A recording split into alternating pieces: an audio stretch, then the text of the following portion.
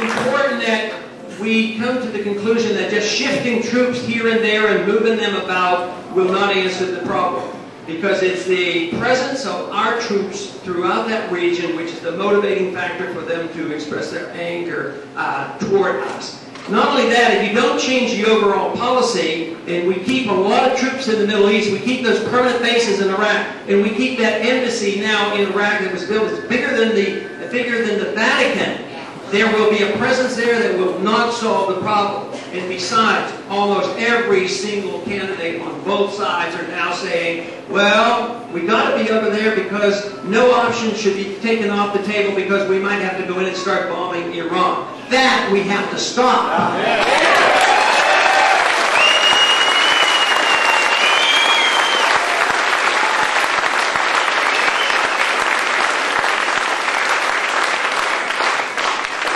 All great empires end when they go bankrupt. What we need to do is work hard to try to come up with a system which is logical and there's a transition that will work. And that is, we have to change policy. Philosophy is very, very important, and the philosophy of foreign policy is key.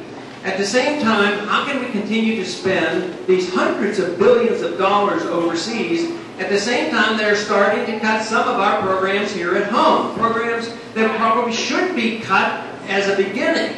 So the only way we can solve our financial crisis that is coming, instead of continuing to spend endlessly, is I can see that what we could do in a logical fashion is we could save hundreds of billions of dollars if we would just bring our troops home.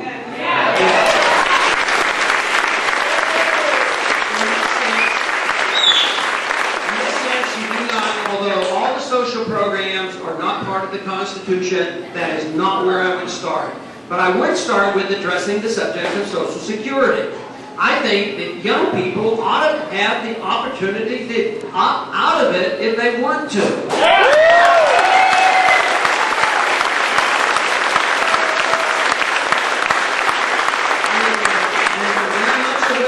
This endless entitlement system that we continue to expand at the same time, they know their numbers are smaller, and how are we going to keep financing it? And that is a good question. So what about the generation or two that are totally dependent on government medical care and government Social Security? You can't turn that off and put people out in the streets.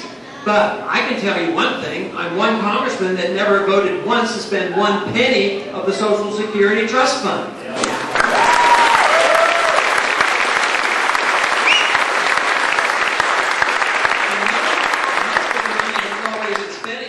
Into the general revenue. But if you allow people to opt out and work toward a transition, you can only take care of those people who become dependent if you save money from the overseas expenditures. And you could literally save enough to take care of that at the same time, even cut our deficit.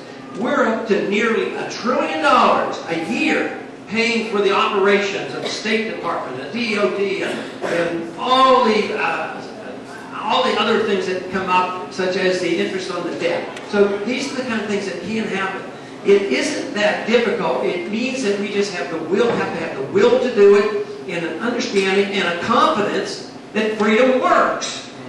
This is what we need.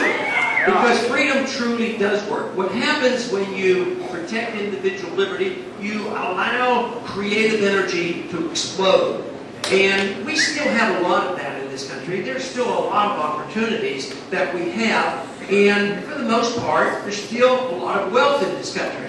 But my concern, and obviously the concern of many Americans, is that, is it going to last? Have we undermined the system? And I would say that we have. We have a lot more inflation than our government will admit. How many people in this country believe that we have 2% inflation rate? It's huge. If you just go back to the old method of counting the CPI, we find out that it's going up at a rate of 10%. And if you happen to be in the middle class and you happen to have some medical bills to pay, education bills, you might have an inflation rate of 15% or so. So in spite of the prosperity that we have on the surface, we are also benefiting by borrowing a lot of money, individually as well as a nation. We have to borrow almost $3 billion a day in order to take care of the expenses in this country. And we're borrowing from none other than China and Japan and Saudi Arabia. We're dependent on them. So we're not wealthy because we work hard and save. Matter of fact, savings have gone down into the negative right now. So when they come up short, you know, they tax us to the hilt, there's a limit. They borrow to the hilt, there's a limit. So what do they end up doing? They end up printing the money. And that is wrong. That is wrong. That is very destructive.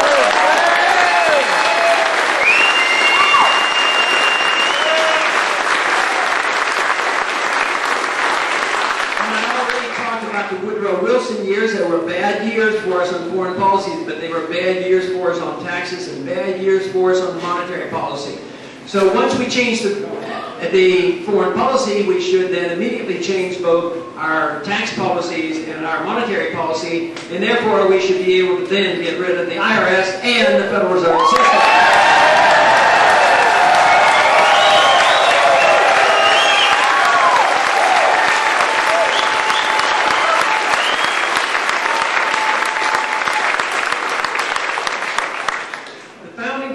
Knew a lot about inflation. They had runaway inflation with the continental dollar, and they put into the Constitution no admitting of bills of credit, which means no paper money.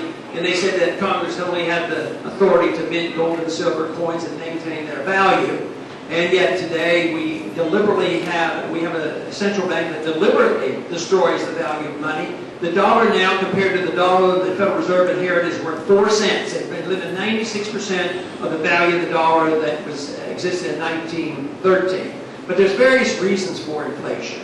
It literally transfers wealth from the middle class. Freedom and sound money expands the middle class, expands the wealth of the middle class, and it expands opportunities. But if you debase a currency over time, that will cause the middle class to be wiped out. The extreme, of course, would be examples like Germany and South American countries. But we could have that happen if we don't put this in check and stop it.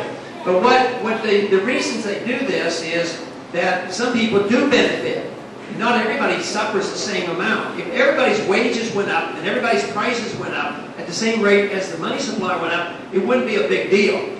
But some people suffer, other people benefit. There is a transfer of wealth. It goes from the middle class, it goes to the wealthy.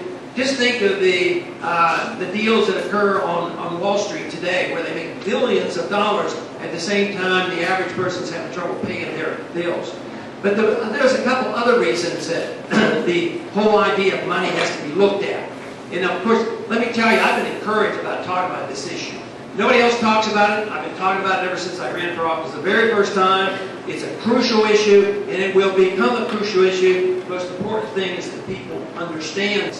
But the other reasons that they do this, and other big causes, the economic consequence, it causes the bubbles. It causes bubbles on Wall Street, the NASDAQ bubble, housing bubbles, and then the collapses. So this is artificial, and it's very, very detrimental. But the real reason to be very leery of the inflationary system is that it's a hidden tax. You know, they don't. If they had to tax us directly today for what they'd have to do to balance the budget, it probably wouldn't be too bad an idea because there would be a real good tax reform. but they couldn't do that, so they had to have this deceptive method of just printing up the money, which means the politicians have no restraint. They just vote for the programs. You know, whatever the people want, I'll get reelected if I vote for these. Oh, we have to go overseas. Well, overseas and not worry about it until later on. Then they don't realize, in the 70s, how many people realized the 70s were a consequence of the deficit spending and the inflation of the 60s.